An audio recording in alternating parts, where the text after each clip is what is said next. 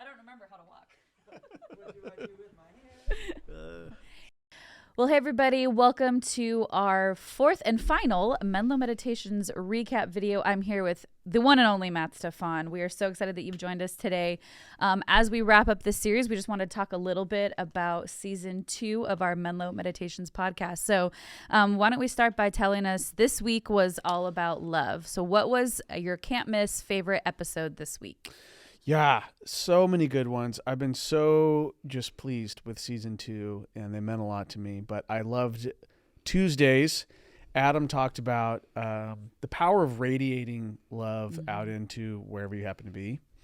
And what makes it possible to radiate love is having a sense that Jesus is just right there with you, right? So whatever annoying context we might find ourselves in, we have, if we want to, the possibility of drawing from Jesus's power and love and perspective for this person across from us. Probably you're feeling that right now, just really aggravated to have to be here with me. Exactly. You could be praying as we talk and drawing from Jesus's love. Yeah. And I just found that to be an empowering idea. You know, we're on Christmas break. My kids are home from school. This is a regular, powerful spiritual discipline parents can do to think from Jesus's perspective about their kids or what have you. And I just was really inspired by that one. Yeah, I really liked that one too. And how we talked about like where you are is where you're supposed to be. Like God has you there for a reason. Ooh, that's right. And like, especially for me, like being single and especially in this season, it just is so difficult. And so just to be reminded of that, of like where you are is where you're supposed to be. And God is with you in that is just like such a good, powerful reminder. Yeah. So again, this week was all about love. Have you experienced love differently this week because of these meditations? Yeah. You know, something that is just an important spiritual discipline for me otherwise is acknowledging when I can't do what I think I'm supposed to do and then asking for help, right? So part of this week has been searching my heart for those places. Man, who am I not loving? Who do I say that I love that maybe I don't? Or who do I want to love and I just find it hard sometimes? And then just asking for Jesus's help with that, you know, kind of similar to what I was talking about before. But then now the inspiration is a real profound acknowledgement. I don't love this person at all, but I feel like I should. I feel like I want to. So just kind of thinking through, you know, this list of people, if I'm honest, you know, there isn't a lot of natural love in my heart for them. And then really savoring letting Jesus teach me how to do that better. So that's what I've been thinking about this week. Maybe you are visiting some people in this holiday season and this is important spiritual discipline for you. That's not what I'm talking about.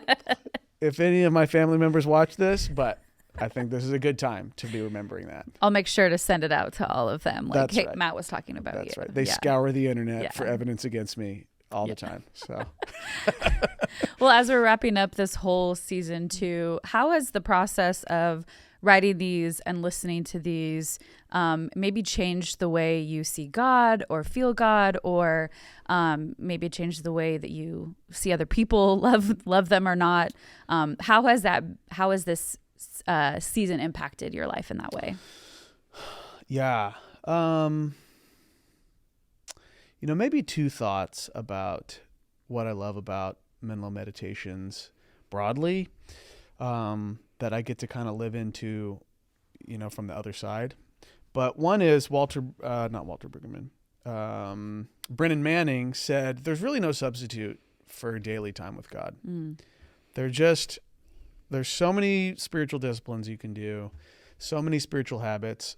None of them really can approximate what a dedicated moment each day can do. So incorporating this into my morning practices is just inspiring for me, knowing there's nothing like taking a moment to clearly, intentionally set my mind on Jesus. And I think getting to weave that into the Christmas story was part of what was really fun about producing season 2, and especially the, Christmas promise, Jesus is with you. Like, I think blends so seamlessly with what Menlo Meditations is, that it was just joyful for it to kind of come together. And then maybe I'll say this too. I think from season 2, this isn't fishing at all, I'm the weak link in season 2 for sure.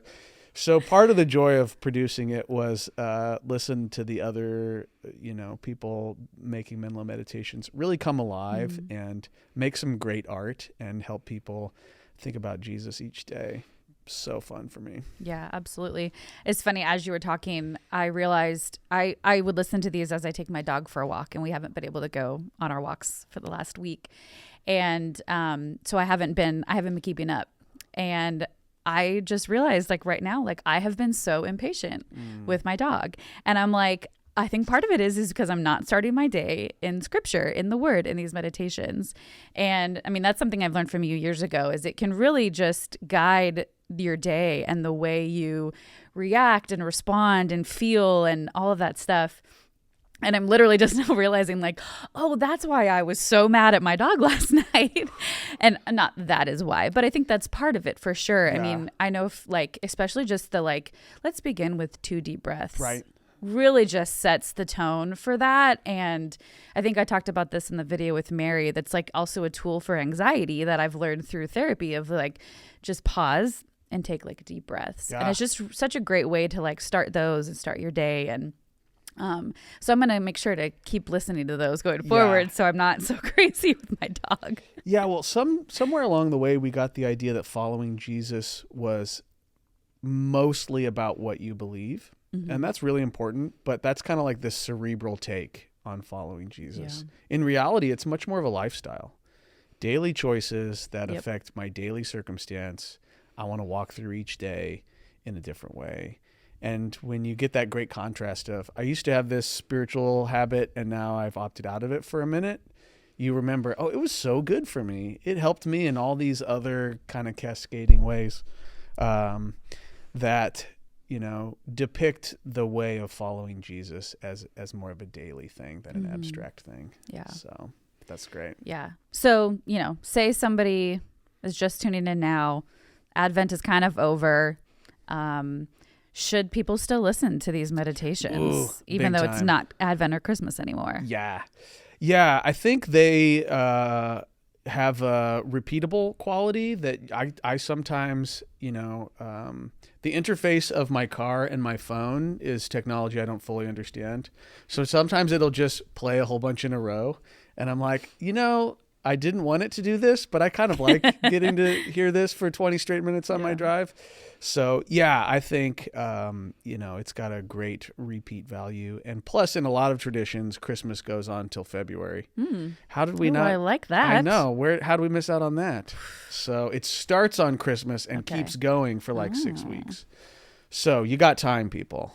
And there are some like countries where Christmas starts in like November because they don't celebrate Thanksgiving. Yeah. So you could move. So you could start in November and then go Christmas Day, move to one of those places that celebrates through February. And then you've got November to February. Yeah, you just keep going. Yeah. Well, as we wrap up, any other last minute thoughts, things that people should know or anything? Okay, here's part of the inspiration of Menlo Meditations is from a little book called Letters from a Modern Mystic by Frank Laubach. Read it. It's really good. He was a missionary and had kind of a midlife spiritual awakening. And he started doing this crazy thing where no matter what he was doing, if it was living in this tiny village and helping people mend their fishing nets or counseling someone or tending their crops, he said he wanted to think about Jesus every 2 minutes. Wow. And that was his goal. He spent years trying to perfect this. And he said once he was able to reliably do that, he felt that he was simply carried along in God's plan for him, that he was more observing and then directing the story at that point. And this is the unique power of humans to set their mind on something. And that's kind of the heart of Menlo Meditations is what do you set your mind on? That's why it's so powerful first thing. And it changes the way you walk your dog if you set your mind on Jesus. So in the end, Menlo Meditations is merely an excuse to help people set their mind on this Jesus, but that's really our hope, that people find themselves in this really joyful, life-giving rhythm of setting their mind perpetually on this Jesus who is with them. So if you don't have a Christmas present for yourself, Letters from a Modern Mystic by Frank Laubach, it's like $8. That's and great. It will probably come by the time Christmas ends in February. In the new Christmas schedule. Yeah. So. Well, thanks so much for being here, Matt. If you guys didn't know, this is kind of all Matt's brainchild, and it's just been so fun getting to work with him on this. If you are watching this on Friday, make sure to listen to the podcast on Saturday morning is Christmas Day. We are going to be having the actual scriptures from Luke. So, a lot of people, their tradition is to read the scripture.